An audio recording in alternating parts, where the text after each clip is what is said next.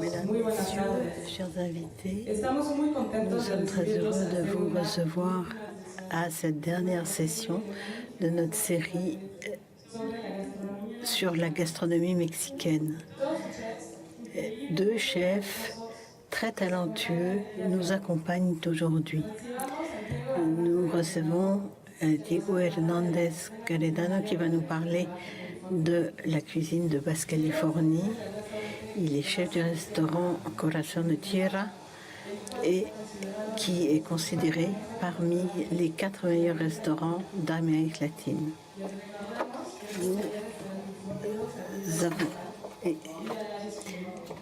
Ceci est diffusé par streaming à l'échelle mondiale.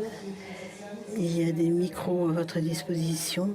Si vous souhaitez poser des questions, je vous laisse avec le chef Diego Hernández. Bonjour, je suis Diego Hernández de Ensenada, de Basse Californie, qui est la région la plus au nord-ouest du Mexique. Nous sommes à la frontière des États-Unis et j'habite dans un village qui s'appelle Ensenada, qui est à 1 heure au sud de la frontière en voiture. Et c'est également la zone vitivinicole du Mexique. Donc à Ensenada, nous avons un endroit qu'on appelle Valle de Lucar qui représente 5 vallées vinicoles de la région. Le plus célèbre, mon restaurant, se trouve là, au milieu des vignes, dans un projet vinicole qui s'appelle Benacaba. Et nous avons également des différentes vues.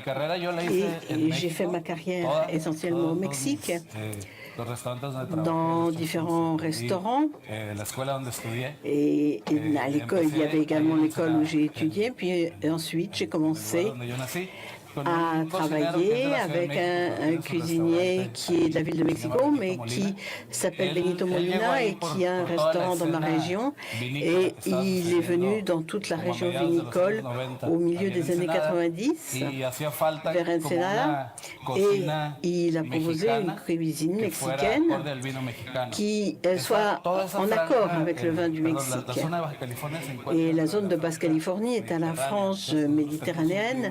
Nous avons un climat qui est assez proche de celui de la Méditerranée et par conséquent les raisins, les olives sont de production courante et ça marche assez bien. C'est une agriculture qui sur le plan historique était un petit peu différente de celle des États-Unis qui est passée de plus en plus à un régime biologique et c'est quelque chose qu'on a fait pour les États-Unis et les légumes étaient préparés en Basse-Californie et c'est quelque chose qui s'est un petit peu généralisé. Nous avons commencé à manger plusieurs sortes de légumes qui n'étaient pas habituels dans d'autres régions du Mexique, mais qu'on exportait vers les États-Unis. Donc le fait qu'on soit relativement loin du centre du pays nous a amené à nous développer de façon un petit peu différente parce que c'est une région qui est relativement nouvelle. En tant qu'entité, la Basse-Californie n'existe pas en tant que telle depuis plus de 60 ans. Et c'est également une région qui était fondée il y a 120 ans à peu près. Et par le passage frontalier, c'est un secteur dans lequel il y a eu énormément de migration, beaucoup de mouvements de population qui sont passés par là. Et on a essayé d'avoir et ce genre de culture est un petit peu cette culture de passage aussi et de transmission. Donc nous avons été connectés avec le reste du pays par des routes à partir d'il y a 60 ans. Et il y a eu également les trains qui sont apparus à ce moment-là. et les ports. Et ce qui était le plus proche pour nous jusque-là, c'était les États-Unis. Et par exemple, mes parents ne viennent pas de là, mes grands-parents aussi étaient très directement liés à la zone américaine. Et dans l'État, il a été créé par des Mexicains qui viennent d'autres États de la République. Et puis, il y a beaucoup d'Européens qui sont venus, beaucoup d'Espagnols, d'Italiens, quelques Français. Et la zone vinicole de ces vallées a été fondée en collaboration avec des Russes. Et il y a eu des mouvements de migration dans les différentes directions. Et puis, il y a eu des Japonais qui sont arrivés ensuite, des gens qui voulaient aller aux États-Unis, qui n'ont pas pu et qui sont restés au Mexique. Et c'est donc lié avec toutes les cultures, celle de la Cordillère des Andes, avec également celle des ports, des pêcheries. Et ça fait partie des pêcheries les plus importantes du pays. Et on a un meilleur contrôle de qualité sur l'ensemble de la pêche que l'on peut trouver entre le moment où c'est pêché en mer jusqu'à l'assiette.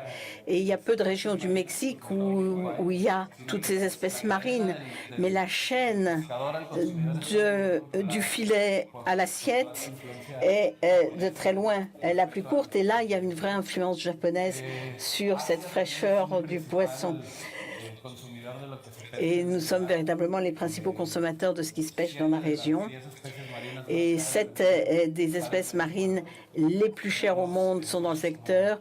On a de la boulone, des rissots, des langoustes, du thon, les différents types de thon et de crabes, des araignées. Tout ça, c'est un endroit où on a beaucoup de vie marine. Et sur le plan géographique, on a l'océan Pacifique et puis la mer de Cortés qui est entre le pays principal et la péninsule. Donc, on a des pêches extrêmement différentes des deux côtés, une très grande variété de produits et de gamme de saveurs qui est tout à fait impressionnante. Et puis, il y a également la différence qu'apporte l'agriculture biologique qui nous vient des États-Unis.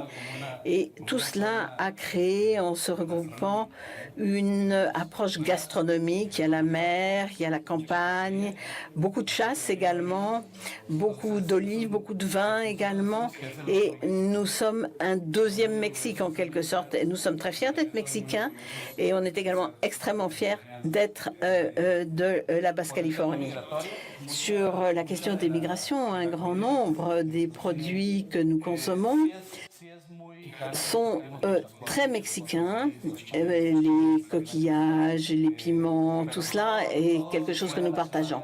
Mais tout s'est adapté aux ingrédients que l'on pouvait trouver sur le plan strictement local, comme par exemple les coquillages, les fruits de mer, lorsqu'ils arrivent, et on les cuisine de façon un petit peu différente. Et pour l'instant, on n'avait pas nécessairement les produits qu'on avait dans d'autres régions, et on les a adaptés en tenant compte de ce que nous avons, par exemple les moules, le thon, ou des plats qui sont tout à fait typiques dans d'autres zones, qui ont été adaptés aux ingrédients que l'on trouve localement. Quand j'ai commencé à faire la cuisine à Manzanilla, qui est l'endroit où j'ai commencé à travailler, il me semblait que c'était véritablement ce que je souhaitais, c'était d'avoir un endroit où je retrouve les ingrédients que j'avais connus dans mon enfance et toute cette variété de fruits de mer, de poissons, etc.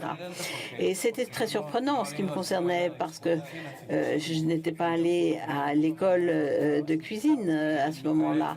Et dans ma tête, pour moi, être cuisinier, débuter la gastronomie, c'était une école française ou dans un contexte européen pour faire des filets Wellington. Et arriver à travailler là avec eux, ça a été véritablement important de me dire que finalement faire la cuisine, c'est faire la cuisine, c'est cuisiner, c'est s'adapter au lieu où on se trouve, créer avec ce que l'on trouve. La cuisine dans notre région est directement liée au vin et à l'industrie vinicole. Et on essaye de générer une cuisine de type mexicaine qui s'adapte au vin local. Et il faut bien tenir compte du terrain. Et la cuisine de Benito, le chef avec qui je travaillais, qui vient du Mexique, c'est une cuisine mexicaine avec une technique française et des ingrédients de Basse-Californie. Et ensuite, je suis allée travailler à Panrea avec Guillermo González, qui a dirigé un atelier hier. Et je suis restée pendant 3 ans. Et il est aussi d'Ensenada et dans son restaurant, c'était un petit peu plus une cuisine internationale dans un certain sens, mais il y avait de très beaux ingrédients qui venaient de notre région essentiellement. Et puis ensuite, je suis allée à Mexico pour travailler avec Puyol, qui est maintenant un restaurant mexicain extrêmement connu, et le chef Enrique, qui a une créativité extraordinaire. J'ai beaucoup appris avec lui sur le fait qu'il ne fallait pas se donner de limites, et sur le plan pratique, il nous a montré que les ingrédients qu'on pouvait très bien utiliser étaient des éléments qu'on trouvait facilement à Ensenada. Donc je me suis mis à réfléchir en disant ce que je voulais, c'était d'en terminer avec l'école et ouvrir un restaurant où je puisse mettre tout ça en pratique. Donc je suis retournée à Tijuana et après 6 ans travaillant dans différentes cuisines, finalement je suis allée à l'école et à ce moment-là, après j'ai ouvert un restaurant après 3 années de cours et j'ai commencé à ce moment-là à ouvrir mon restaurant. Donc le restaurant, à ce moment-là, au Mexique, je parle de 2008, à ce moment, 2007-2008, il y avait une transformation majeure au Mexique avec tous ces différents chefs avec qui j'avais travaillé, d'autres de la même génération. Et puis, ce qui était en train de se passer, c'est que ma génération était en train d'apprendre dans le restaurant et à partir de leurs connaissances. Et puis, ce qui intéressait les cuisiniers, c'était de pouvoir identifier les différentes cuisine régionale plutôt que mexicaine en général. Le Mexique, c'est très grand, c'est un énorme pays avec beaucoup d'États différents, beaucoup de régions différentes. Donc les cuisines changent d'un État à l'autre. Comme en Europe, entre les différents pays, c'est la même chose. Et donc, on a beaucoup de fierté régionale. Au Yucatan, on fait de la cuisine du Yucatan. Dans d'autres régions, on fait la cuisine de la région. Et il y a des va-et-vient entre les différentes régions du pays. On essaye de voyager pour essayer de voir ce qui se passe dans telle ou telle région et comment les choses évoluent. Et en Basse-Californie, même s'il y avait Benito, Javier Pacienza, Miguel Ángel Guerrero et toute une série de chefs importants pour la région, j'avais l'impression qu'il y avait une cuisine basse-californienne, je continue de le penser d'ailleurs, et qu'il y avait des possibilités quand on me disait c'est quoi la cuisine de la Basse-Californie. C'est très difficile de dire, c'est ça. Et on part dans des explications qui sont longues et c'est une interprétation tout à fait personnelle de ce qu'est la région. On n'est pas grandi, on n'a pas eu enseignement une révélation de tel ou tel type. C'est quelque chose qui est en mouvement perpétuel. Et bien qu'on n'ait pas véritablement une tradition, on a une culture. Et au restaurant, ce que j'ai essayé de faire, c'était de prendre la palette de saveurs de la Basse-Californie, de cuisine mexicaine, avec des éléments d'Asie, de la Méditerranée, et de commencer à utiliser les ingrédients locaux. Et je me suis mis en rapport avec des agriculteurs, avec des pêcheurs qui nous ont apporté des légumes. Donc tout ça nous paraît quelque chose de très important sur le plan culturel. Mais la grande découverte que j'ai faite est venue 2 ans après, quand j'ai terminé mes cours et je suis revenue à Ensenada et j'ai rencontré mes collègues. On a ouvert le restaurant à Guadalupe et ils On avait un tout petit jardin, ils avaient un tout petit jardin et on mangeait les légumes qu'ils avaient sur place. Et pour moi, ça a été véritablement une révélation. C'est qu'il ne suffit pas que ce soit local, il faut que ce soit véritablement bien fait, bien adapté, qu'on ait un goût qui soit bien local, qui soit... Et en œnologie, c'est très facile d'identifier les choses. Mais je crois qu'on goûte et qu'on dit ça, c'est de telle ou telle région, parce qu'il y a le sol, il y a le terrain, il y a le climat, etc. Et ça révèle toute une série de saveurs particulières. Et étant donné les circonstances, on se retrouve dans une zone vinicole, donc j'ai décidé d'essayer d'appliquer ces différentes méthodes aux plantes. Et nous avons ouvert un potager devant le restaurant, derrière le restaurant, avec l'ensemble des légumes, des herbes et autres que nous cuisinons. Donc tout ça est cultivé de façon biologique et nous n'avons pas de pesticides, pas d'engrais, rien de tout ça. Et on plante et on sème. Et par sélection naturelle, il y a beaucoup de choses qui disparaissent. D'autres ne supportent pas le froid ou brûlent ou se déshydratent. Mais on garde les plantes qui résistent, qui sont des plantes fortes. Et ces plantes sont celles qui exhalent l'essentiel des valeurs et des saveurs du sol et du climat. Et pour moi, c'est ça le principe de comment faire une cuisine de Basse-Californie. On commence par savoir où on se place, où on se situe et ce qu'on y fait pousser. Et dans le restaurant qui s'appelle Corazón de Tierra, Cœur de Terre, et c'est là que nous avons commencé comme avec des choses extrêmement simples et qu'on va vous montrer, mais la vallée de Guadalupe, c'est véritablement un endroit où il y a une grosse demande touristique pour des restaurants. Et j'ai pensé en ouvrant qu'il y avait beaucoup de gens qui n'allaient pas venir. Mais j'étais très surpris de voir qu'immédiatement, les gens sont venus et voulaient goûter. Et le 2 jours après l'ouverture, c'était complet. Et puis, on a commencé à improviser avec différents ingrédients. Et puis, on a défini un système à prix fixe. On est allé dans le jardin, on a commencé à racheter les choses. On a fait des choses extrêmement simples pour commencer. Alors, le concept se poursuit. Le restaurant a évolué avec le temps. On a normalisé un certain nombre de process. On a trouvé une méthode de travail parce que le potager, c'est quelque chose qui se limite un petit peu, mais quelquefois, il y a également qui crée des limites, mais en même temps, ça donne beaucoup de liberté de la façon dont on aborde les choses. Donc, on peut utiliser les feuilles, les tiges, les fleurs, etc. Et on n'a pas toujours l'accès parce qu'on n'a pas toujours la visibilité nécessaire. Dans un supermarché, on ne peut pas dire je veux une fleur de telle ou telle plante. Ça n'existe pas forcément, alors qu'on peut la trouver dans le potager. Donc, ça nous a donné beaucoup de dynamisme. Et le fait de ne pas avoir un menu fixe et que tous les jours, on regarde ce qui est disponible, ce que l'on peut faire, simplement, c'est que c'est comme les parents qui disent aux enfants qu'est-ce qu'on va faire aujourd'hui. Et donc, nous, on va voir ce qui est disponible. On a 3 plats fixes qui sont des amuse-bouches, un plat et un dessert. Mais chaque jour, on définit ce que l'on met dans chacun des plats. Donc, il faut que les plats soient liés les uns avec les autres et liés à la période, à la saison, etc. Donc, chaque passage du menu, c'est un groupe d'aliments différents. On peut commencer par des coquillages, ensuite aux légumes, avec un peu de viande, ensuite un peu de pâtes.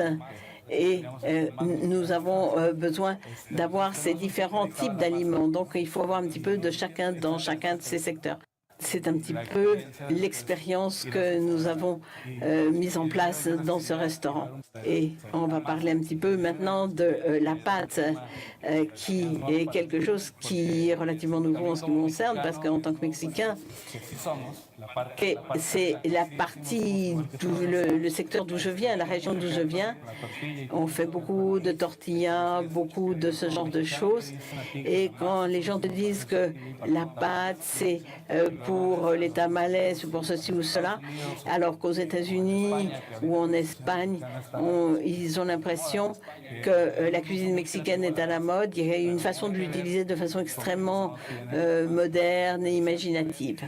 Ils sont en train de penser vers l'extérieur, ils recherchent quelque chose de nouveau, ils appliquent leur propre culture à des choses qu'ils n'ont pas développées eux-mêmes ou fait pousser eux-mêmes.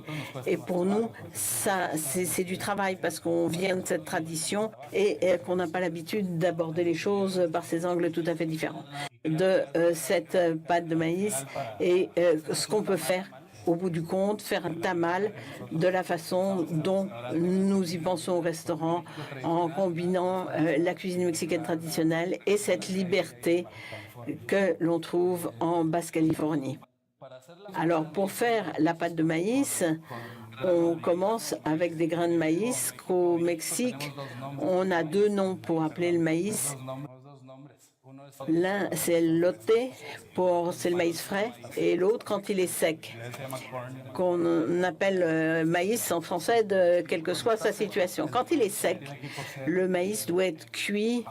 On le fait dans de l'eau avec un peu de chaud pour changer le pH. Ça donne une meilleure qualité. Toute la structure du maïs sec se casse, se défait. Autrefois, on le faisait avec cette pierre, le tequesquite, c'est un fossile de la pierre de sel. C'est quelque chose qui était très connu. Et donc, c'est un fossile, une pierre extrêmement alcaline. Et autrefois, on faisait cuire le maïs avec cette pierre. Et c'est là que le processus de ramollissement, de décortiquage se faisait comme ça. Et il y a également, là on a la pierre et là on a les petits morceaux que l'on met dans l'eau et qu'on réduit en poudre. Et c'est ce qui sert de sel pour cuisine au Mexique. C'est ce qui se faisait depuis très très longtemps. Donc cette technique de nixtamalisation, de mixage et décortiquage se fait comme ça. Malgré tout, je ne sais pas si dans d'autres pays on a ce genre de choses. Une fois que le maïs est cuit, autrefois, on le moulait avec un moulin de pierre. Maintenant, on le passe au mixeur. Mais pour nous, on nous montre que la première mouture de ce maïs, ça fait une pâte. Et puis, il faut mettre un petit peu d'humidité pour former cette pâte, un peu d'eau. Donc, on sert de ça pour faire les tamales. C'est quelque chose d'un peu plus dur, d'un peu plus rugueux que la seconde, qui est plus fine et qui sert pour les tortillas. Donc les tamales, c'est de la pâte remplie de différentes choses. Ça peut être du porc, du poulet, de la sauce rouge, des olives, du fromage, et on le remplit, on le farcit de quelque chose qui peut changer d'une région à l'autre. Et puis on le referme en une forme de chausson et on l'enroule dans une feuille de maïs sec. Voilà, en nahual, qui est la vieille langue, ça s'appelle tomochle, mais ça s'achète sous le nom de feuille de maïs. Et puis, on a quelque chose, on l'enveloppe comme ça, on le cuisine comme ça, on met là la pâte remplie ou farcie de ce qu'on veut mettre dedans. Ensuite, on arrache un petit morceau pour faire un nœud à chaque bout de la papillote. On le cuit à la vapeur et ça donne un tamal. Et c'est quelque chose qu'on trouve un petit peu partout. Et c'est ce que je vais vous montrer. Il y a d'autres sortes de tamal qui sont très populaires. C'est avec une feuille de bananier. Et moi, personnellement, c'est quelque chose que j'aime beaucoup parce que cette feuille apporte un certain arôme. Il y a d'autres régions où on utilise d'autres types de feuilles. On peut utiliser donc les feuilles les hojas santas et quelquefois donc traditionnellement dans mon restaurant on pouvait utiliser d'autres feuilles. Je ne savais même pas comment ça s'appelait et il y a d'autres types de feuilles que l'on peut utiliser. Le tamal en fait est quelque chose de très divers et très variés. On peut utiliser toutes sortes de feuilles en dehors de l'oseille. Et il y a un restaurant dans lequel j'ai travaillé auparavant, le Couillon. Je n'y travaille plus, mais ils ont commencé à faire un tamal. Et ceci est très lié au processus qu'utilise le chef. Dans ce tamal, on ne voit rien dans le plat parce qu'il est couvert d'écume. Et conceptuellement, ce que l'on essayait de dire, c'est que le tamal est à la fois, est en fait une surprise. C'est un petit peu comme un cadeau. C'est quelque chose qui est emballé, on ne voit pas ce que c'est. Et ce qui est, chaque fois que l'on goûte un morceau, on dit bon, la saveur est encore meilleure et on ne sait pas ce qu'il y a dedans. En fait, c'est un plat de restaurant et c'est ce concept de surprise qui fait que il est présenté comme il l'est, avec de l'écume qui le couvre complètement et on ne sait pas ce qu'il y a en dessous. Donc pour moi, la partie la plus importante dans un tamal, c'est justement ce qui le recouvre. Ce n'est pas tellement la surprise que cela cache, mais toute la saveur que cela peut apporter. Et dans le restaurant, ce que nous faisons donc du tamal et au lieu de l'envelopper dans une feuille, nous le mettons différentes feuilles autour et nous mettons cela dans la pâte, c'est-à-dire que nous peignons cette pâte d'une certaine couleur et non seulement on a une pâte de maïs, mais il y a déjà l'arôme et la saveur qui imprègnent la pâte. Et il y a un cuisinier qui est un de mes grands amis. Et au Mexique, d'ailleurs, nous les cuisiniers, nous sommes très unis.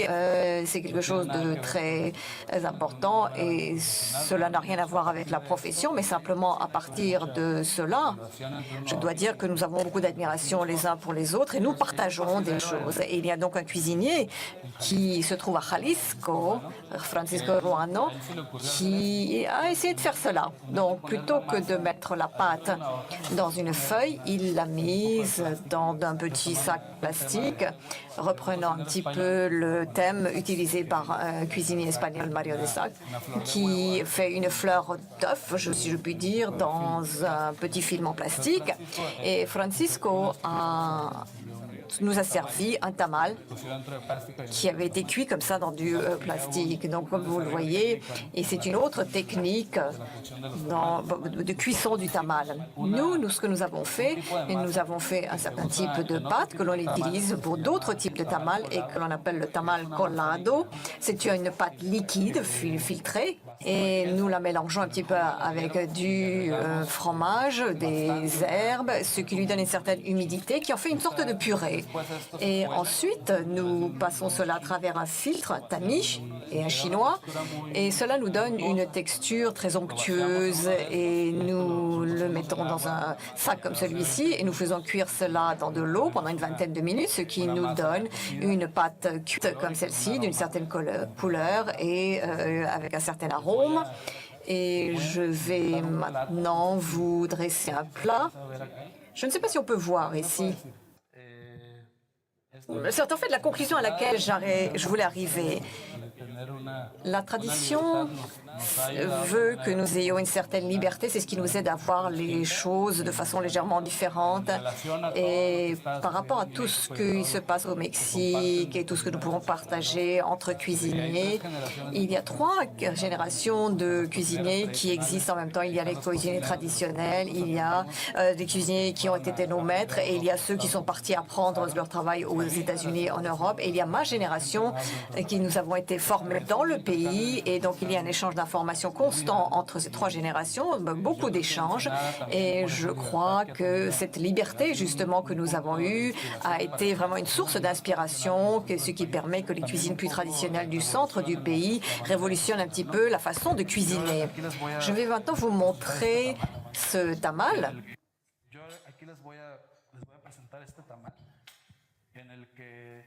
Au lieu d'être à l'intérieur, les ingrédients sont à l'extérieur. C'est un tamal qui est fait donc avec des haricots et également des feuilles, ce que l'on appelle les hoja de apio. C'est une inspiration de oaxaqueño. Nous avons donc un cuisinier de la région qui nous a inspirés et j'ai entendu qu'il y a beaucoup de restaurants qui, grâce à cette liberté créative, les gens qui travaillent là-bas ont beaucoup de liberté et je dois dire qu'en général, on apprend de tout le monde et c'est quelque chose de très important. Donc c'est un cuisinier de Oaxaca qui nous a appris à faire cela et nous avons commencé à faire ces plats qui sont un petit peu plus mexicains. Et lorsque l'on ne connaît pas grand-chose de la culture mexicaine et que l'on va manger dans cette région de Basse-Californie, nous, quand on parle de Mexique, on parle donc de sombrero, de pistolet. Alors là, on rencontre un Mexique totalement différent. Donc les gens se heurtent à quelquefois quelques déceptions parce que, bon, en dépit du fait que l'on ne rencontre pas ce à quoi on s'attendait, c'est quand même le Mexique. Il est très difficile d'expliquer de quel genre, de quel type de Mexicain il s'agit quand on est dans notre région, mais si vous prenez par exemple notre carte, vous voyez quel est le résultat de notre mexicanité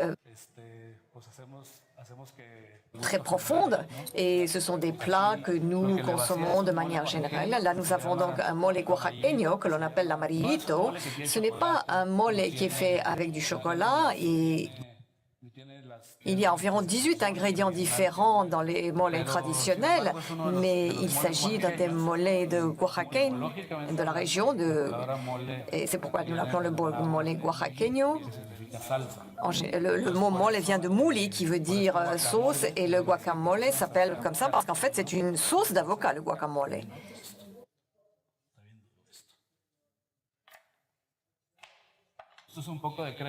Donc nous mettons dans cette assiette creuse un petit peu de crème.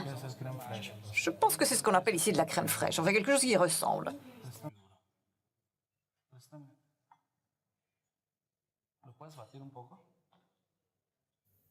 Bien, voilà.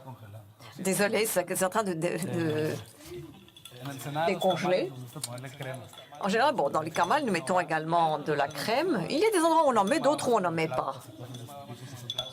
On fait en général souvent ce qu'on appelle les tacos doradas avec.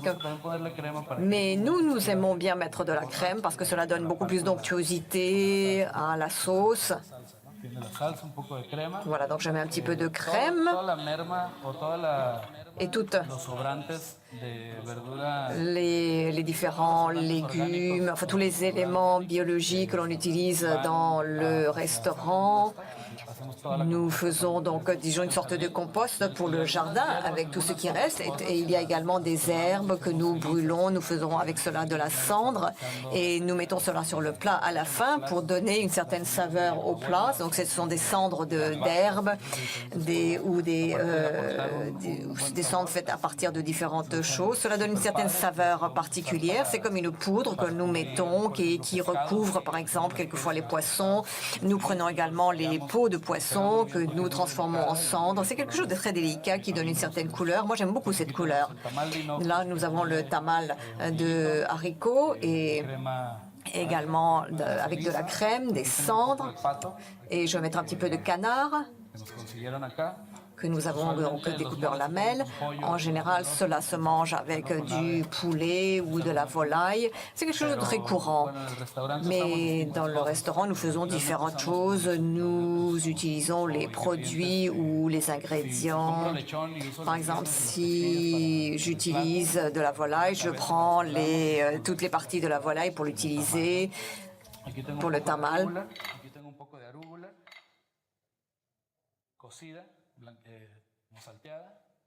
Et là, je prends de la roquette. Et là, nous avons donc du pané, comme on dit en français, un légume ancien, pour apporter un petit peu plus de texture et qui va donner un petit peu de croquant à ce plat.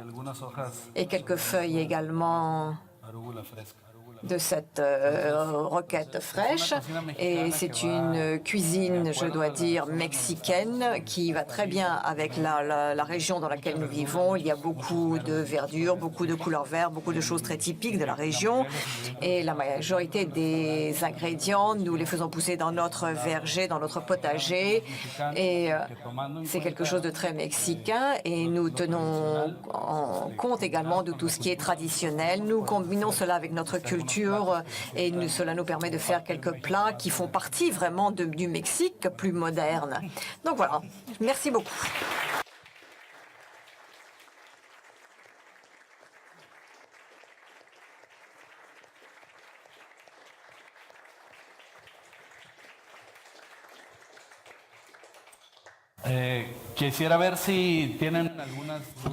Et si vous avez quelques doutes ou des questions, n'hésitez surtout pas à les partager avec moi si vous avez quelque chose à me dire.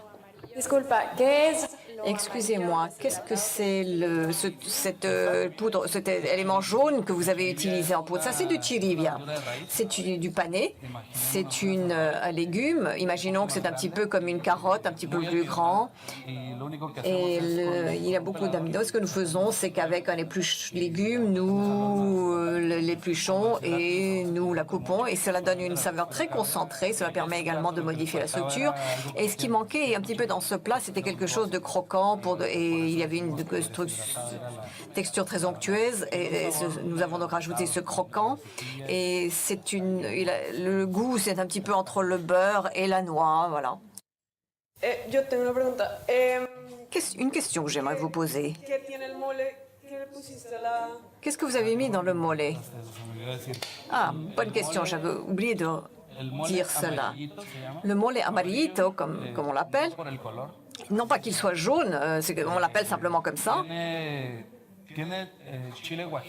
Il y a dedans du piment guajillo, costello, c'est une autre variété de piment sec qui est de la même famille que le piment guajillo, mais qui vient d'une autre région de Oaxaca. Et il y a également des clous de girofle, du piment, des tomates, de l'oignon, un petit peu d'ail. Tout ceci est bouilli, moulu et on l'aromatise également avec l'oseille de Guinée, la hoja santa, que l'on appelle également akuyo dans la région, et c'est une feuille, dirais-je, très particulière, très populaire, je dirais, même dans la cuisine de la région, et je rapporterai cela. C'est un petit peu comme la menthe et tout ce type de saveurs, un petit peu mentholé, poivré, donc c'est un mole traditionnel. On y met un certain nombre de choses, donc il y a beaucoup d'ingrédients.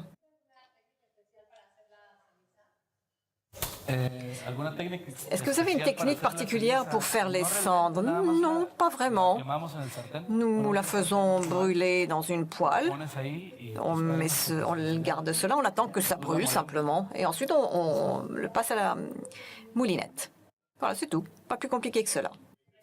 Est-ce que vous pourriez répéter les ingrédients? Oui, je vais vous répéter ce qu'il y a dedans. Je vais vous expliquer le processus. Dans une casserole comme celle-ci, nous mettons un petit peu de piment et de clous de girofle, sans huile, sans rien, mais nous attendons simplement que l'arôme se libère un petit peu, puis nous enlevons cela du feu, puis nous mettons du piment sec, costeño, et le piment guajeño. Il est très important d'ouvrir le piment, d'enlever les graines et la veine, et la partie extérieure, qui est la partie la plus brillante du piment, où il y a toute l'huile, il faut l'ouvrir et la mettre directement sur la surface chaude sans la retourner, parce que l'intérieur du piment, si vous la faites chauffer, elle devient amère. Et si on le grille simplement à la partie extérieure, au contraire, cela fait ressortir tous les arômes et l'huile contenue. C'est un petit peu ce qui se passe avec les différentes espèces et les différents ingrédients que l'on met, comme le safran, le clou de girofle, etc. Donc c'est un petit peu la même façon de faire. Nous disons toujours qu'il faut ouvrir le piment. Et nous retirons donc ensuite ces piments, nous ajoutons un petit peu de graisse, ça peut être du saindoux, nous mettons de l'ail, de l'oignon, de la tomate. Nous lissons cela, nous ajoutons également d'autres espèces de piments, un petit peu de jus de poulet, de fond de poulet, et nous laissons cela bouillir, nous le passons à la moulinette, nous remettons sur le feu et nous laissons que les feuilles infusées dedans. Et si nous avions passé les feuilles à la moulinette, cela aurait donné une autre saveur à la première couche du mollet. En fait, avec l'infusion, cela reste simplement à la surface, et c'est un arôme simplement qui est à la surface. Il est très important que les feuilles soient ajoutées à la fin et non pas au moment de l'infusion. Donc voilà. Dans la création de votre restaurant, comment est-ce que vous avez fait? Est-ce que c'est le verger qui vous a inspiré? Vos plats? En réalité, c'est un projet qui s'est développé et tous nos légumes ne viennent pas aujourd'hui de notre verger. Je dirais que 75 à 80% vient de notre verger et le reste, il y a 2 autres vergers ayant les mêmes caractéristiques. Dans l'enceinte du restaurant, à 10 minutes, nous avons un autre verger. Nous pouvons aller y chercher ce qui nous manquerait dans le premier verger pour disons qu'il y ait un certain équilibre dans le menu. À chaque fois, nous nous intéressons à un type d'aliment et pour faire des combinaisons, nous nous intéressons d'abord à la texture. Si on a quelque chose de doux, il faut qu'on en ajoute quelque chose de croquant. Si on a quelque chose qui est très poudreux, par exemple, quelque chose de moulu, nous devons contrebalancer cela avec quelque chose de plus onctueux ou une sauce ou quelque chose de ce genre. Et ensuite, il y a toute la gamme de saveurs et nous essayons d'avoir des saveurs, les saveurs principales d'abord. Pour moi, manger, c'est un petit peu comme une chanson, une histoire qui se déroule. Quand on commence à manger, on doit d'abord ressentir quelque chose. Et après ces premiers sentiments, on continue de manger et on doit avoir quelque chose qui se répète. Dans ce cas ici, c'est la sauce. Et tout au long de cette dégustation, on doit rencontrer des éléments différents avec des notes différentes, des textures différentes. Et il peut également y avoir différents arômes. Et on peut également baisser un petit peu ou adoucir ses saveurs avec de la cannelle, ajouter d'autres herbes. C'est un petit peu comme un jeu d'équilibre. Et dans le restaurant, Maria, qui se trouve ici, est responsable de tout ceci. Elle travaille dans le restaurant et nous sommes en train de refaire un certain nombre de plats en fonction du temps parce que quelquefois nous refaisons un plat complètement et quand on voit que ça fonctionne, nous adaptons cela aux saisons et nous pouvons modifier les ingrédients. Si nous avons par exemple un plat avec des carottes, par exemple, nous pouvons, la carotte étant une racine douce, nous pouvons refaire la même chose avec du panais par exemple. Ou s'il n'y en a plus, on va prendre d'autres légumes ou par exemple des courges ou d'autres choses et nous pouvons donc chercher des saveurs qui se mélangent bien et des betteraves. Et une fois que la saison est terminée, eh bien, ce type d'ingrédients, lorsqu'il n'y en a plus, nous changeons complètement le plat et nous essayons d'autres choses. Et c'est ainsi que la cuisine évolue en fonction de la saison. Il y a encore une question? Ok. Más o menos relacionado a lo que acabas de comentar. Ce que vous venez, c'est un peu en rapport à ce que vous venez de dire.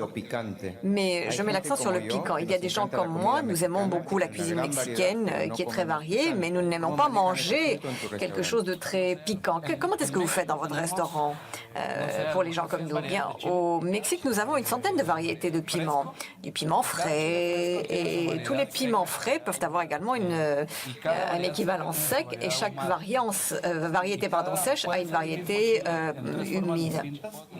Il y a 3 formes de piments différents. Il y a le chipotle, il y a le jalapeño et il y a le molato qui sont 3 espèces différentes. Or, ça pourrait être dans certains cas les mêmes piments. Et chacun ont une intensité particulière au niveau du piquant et la technique que l'on utilise également est différente. Et c'est ce qui donne le piquant au plat.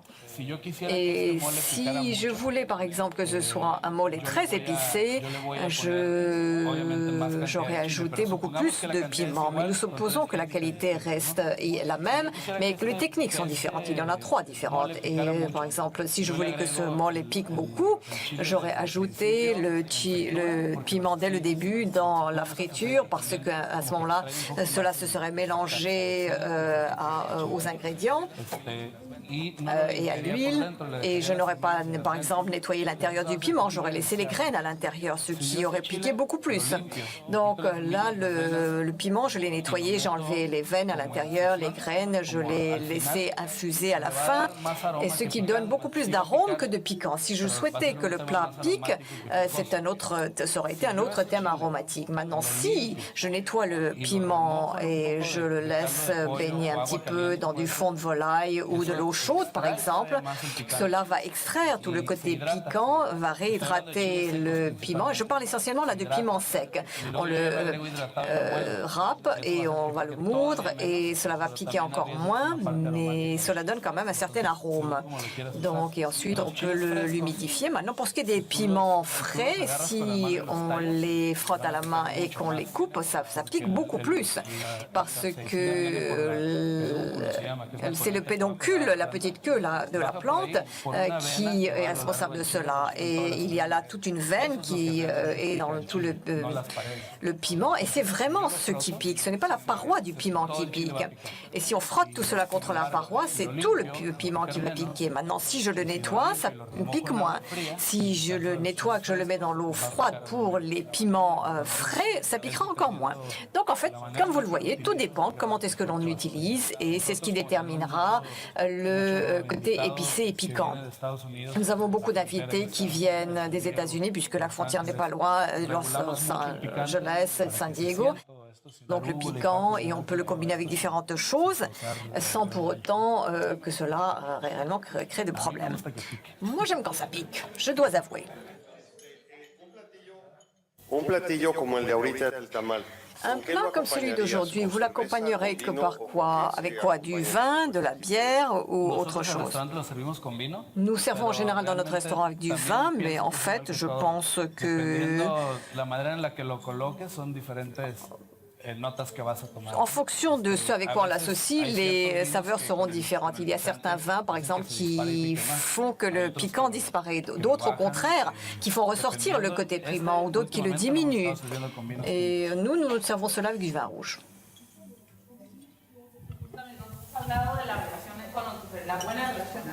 Ya voy para allá. Vous avez parlé des bonnes relations entre les chefs et les relations entre les viticulteurs de la Basse-Californie et les chefs.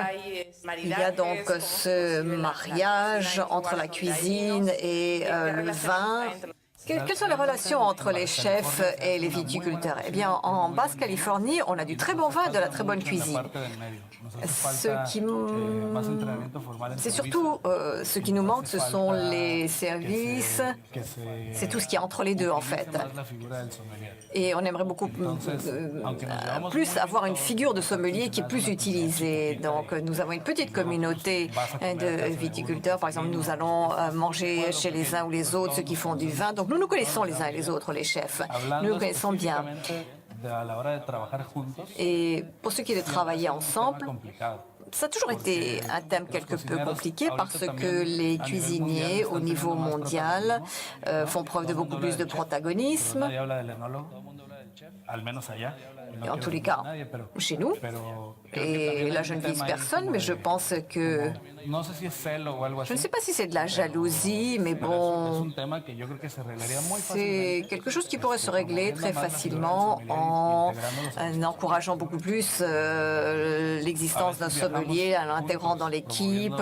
Nous pourrions voyager ensemble pour promouvoir la cuisine de la Basse-Californie dans le cadre de festivals, du vin par exemple, et combiner la cuisine avec le vin. Donc, si, en fait, oui, c'est un thème, quelque chose qui mériterait que l'on se penche dessus. Pour en revenir au piment, je voulais savoir si vous en utilisez beaucoup dans votre cuisine, parce que pour différents plats, vous utilisez différents piments. Et est-ce que je sais que ça va du très très juste parfumé jusqu'au très fort? Est-ce qu'avec chaque plat, vous faites la différence de piment? Est-ce que vous en utilisez beaucoup? Beaucoup de variétés et beaucoup de piments en général. Je voulais savoir si dans toute cette grande variété, il utilise différents piments avec différents plats. Et voilà, c'est ça surtout l'importance. Et combien il en utilise de piments? Combien dans cette variété? Il en utilise 10, 15, tous? ¿Cuántos chiles pone usted en estos platillos? 10, 15, ¿cuántos tipos diferentes? ¿Y pica o no? Le thème du piment au Mexique est très régional, je dirais. En Basse-Californie, il y a certains piments qui sont produits sur place et que nous faisons pousser ici et que nous utilisons de certaine manière, de manière traditionnelle. Il y a d'autres piments qui viennent d'autres régions et qui sont utilisés là-bas d'autres façons. Donc pour nous, quelquefois, nous risquons de toujours tomber dans la même chose parce que nous faisons pousser nos piments. Le chile morita va servir pour telle chose. Le chile polo, le piment polo va être utilisé pour telle et telle chose. Alors qu'en réalité, nous devrions avoir la liberté de les utiliser comme nous le souhaitons. La quantité de piment, bien en fait, ça dépend de son niveau. Chacun a un niveau acceptable qui lui permet, d'accepter ce côté piquant.